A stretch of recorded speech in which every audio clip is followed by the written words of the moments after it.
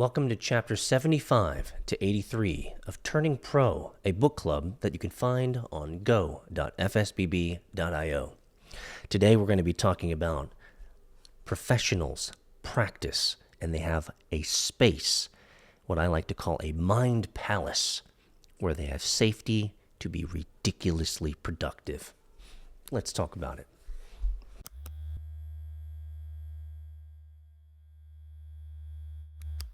The professional mindset as a practice. What is a practice anyway? To, quote, have a practice in yoga, say, or tai chi, or calligraphy, is to follow a rigorous prescribed regimen with the intention of elevating the mind and the spirit to a higher level. A practice implies engagement in a ritual. A practice may be defined as a dedicated daily exercise of commitment, will, and focused intention aimed, on one level, at the achievement of mastery in a field, but, on a loftier level, intended to produce a communion with the greater power than ourselves. Call it whatever you like. God, mind, soul, self, the muse, the superconscious. The following are aspects of any practice. So let's get into it. A practice has space. A practice has a space, and that space is sacred. I think you guys can tell that the space that I've created for myself over the last 15 years is absolutely my palace of peace. There's a wonderful book called Where Women Create. It's a compilation of photos in studios and workshops where various female artists do their magic. The workplaces are those of potters and weavers and quilters and dressmakers, architects and sculptors, painters, filmmakers, editors. The book has an excellent text, but you don't need to just read it. Just look at the sacred spaces. You'll see this: order, commitment, passion, love, intensity, beauty, humility. 26 artists with 26 different personal odysseys. Many, no doubt, include divorce, heartbreak, alcoholism, you name it. But every woman in this book has, in her artistic life, transcended these impediments, and every one has arrived at the same space. They all serve the muse, and each has discovered in that service her unique and authentic essence. I love it. You see, the most productive people in the world, you've been to their spaces, you've seen their rooms, right? You've seen their atmospheres. The entire space is conducive to productivity. A practice has a time. The monk in their saffron robes mount the steps to the zendo at the same hour each morning. When the abbot strikes the chime, the monks place their palms together and sit. You and I may have to operate in a more chaotic universe, but the object remains the same: to approach the mystery via order, commitment, and passionate intention. When we convene day upon day in the same space at the same time, a powerful energy builds up around us. This is the energy of our intention, of our dedication, and of our commitment. The goddess sees this energy, and she rewards it.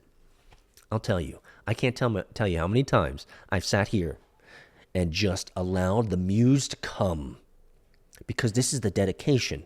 The dedication is that I get in the seat to get shit done. And, invariably, every single day, I get shit done. A practice has an intention. When Stevie Wonder sits down at his piano, in the studio at a piano, he's not there to mess around. Stevie has come to work. The 10,000-hour rule, made famous by Malcolm Gladwell in his book Outliers, postulates that the achievement of mastery in any field, be it brain surgery or throwing a split-finger fastball, requires approximately 10,000 hours of practice. But the key, according to Mr. Gladwell, is that the practice be focused. It must possess intention. Our intention as artists is to get better, to go deeper, to work closer and closer to the bone. Welcome. We come to practice as warriors. The sword master stepping onto the fighting floor knows that he will be facing powerful opponents, not the physical adversaries whom he will fight, though those indeed serve as stand-ins for the enemy. The real enemy is inside himself. The monk in meditation knows this, so does the yogi. So do the film editor and the video game creator and the software writer. Each day we, as professionals, face the same monsters and chimeras as did Perseus, or Bellerophon, or St. George. The swordmaster advancing into ritual combat has inwardly made peace with his own extinction. He is prepared to leave everything, including his life, there, on the fighting floor. I love this so much. The swordmaster advancing into ritual combat has inwardly made peace with his own extinction. I love the hardcoreness of this. Like, my job is to work, to provide for my family. Love them well. Serve God. That's it. Or as St. Augustine, there's a quote from St. Augustine that I really like. Love God and do whatever you want. Don't misinterpret it, though. We come to practice in humility.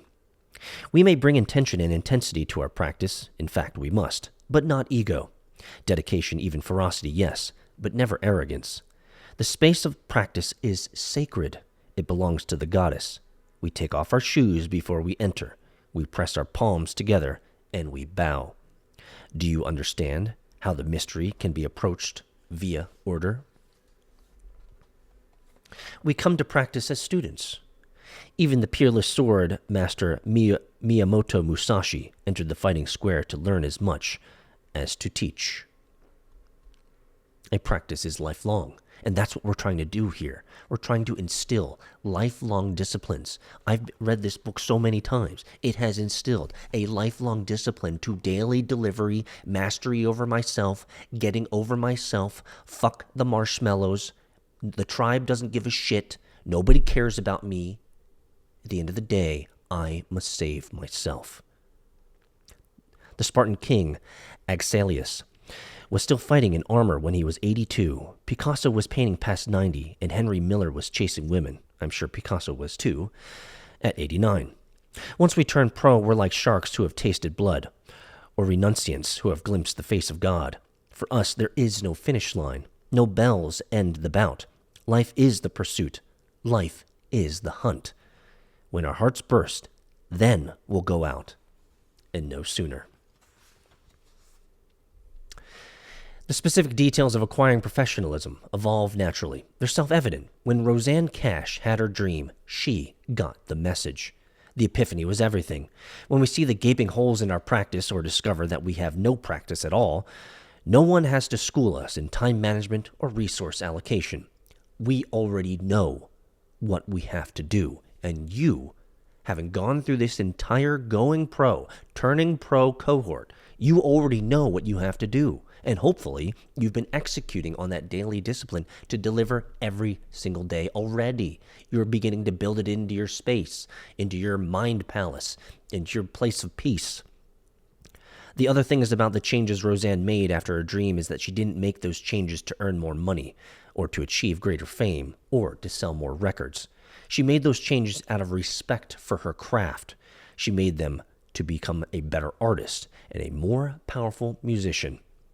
When we raised our game aesthetically, we elevate it morally and spiritually as well. This is a good one, my friends. We need to have a lifelong practice of discipline to come to our place, our space with humility and intention, and as a warrior who is willing to sit here and go through the grind to make sure that work gets done. It's a mindset. It's a choice. Remember when we got into this entire book, the very beginning of all of this is that to make significant change requires the simplest thing for you to do in your mind. Make the decision to change. Now we're talking about spaces. We're talking about managing and organizing your work so that you can be ridiculously productive. That is the point. So we've gone over multiple chapters here. So a couple questions for all of you guys in the community. Number one, tell us about your workspace. How is your mind palace a space that is, or a place that is conducive to productivity? Do you have any tips for us? Let us know. I'd love to know if you guys have any tips to helping us become more productive based on what you found to be productive. And number two, how are you disciplining yourself to show up every day and deliver? How can we help you stay accountable? That's it. And that's why we're doing this work together, so that we can grind life together, do life together, and succeed together. You know what? I like the sound of that. I'll see you in go.fsbb.io.